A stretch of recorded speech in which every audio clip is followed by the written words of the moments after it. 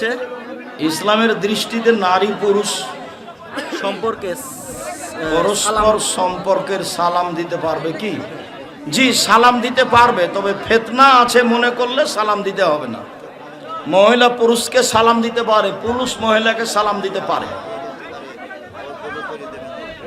শেখ, আমার প্রশ্নটি হচ্ছে পীর ধরা বা মুরিদ হওয়া সম্পর্কে। জি না, একটাও চলবে না।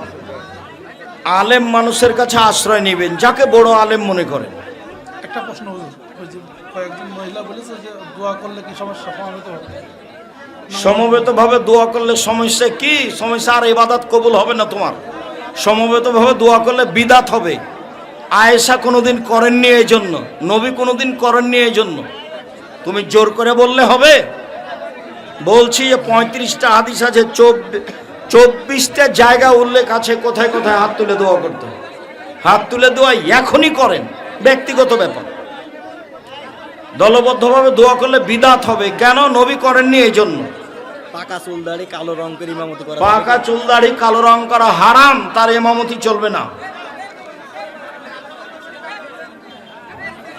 আমি একজন যুবক, আমি সর্বদা চেষ্টা করি হারাম সম্পর্ক থেকে বেঁচে থাকার, তারপরেও মেয়ে ফিতনা থেকে বাঁচতে পারছি না। তুমি তওবা করো, রাতে কান্নাকাটি করো, আল্লাহর কাছে সাহায্য চাও, পারবা ইনশাআল্লাহ।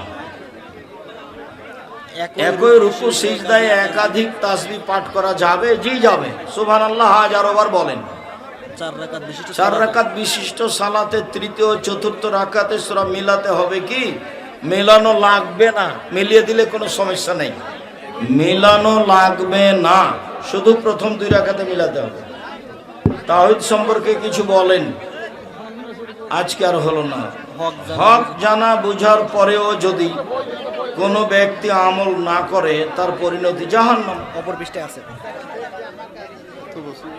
ফজরের সুন্নাত আগে পড়তে না পারলে সালাতের শেষ হওয়ার সাথে সাথে পড়বে।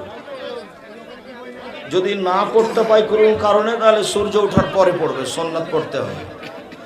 জানাজার সালাতের পূর্বে কি ধরনের বক্তব্য দেওয়া উচিত? কোনোই বক্তব্য নাই, খালি বলবে আপনারা মরণকে স্মরণ করেন, আর লেনদেন থাকলে দিয়ে দেন।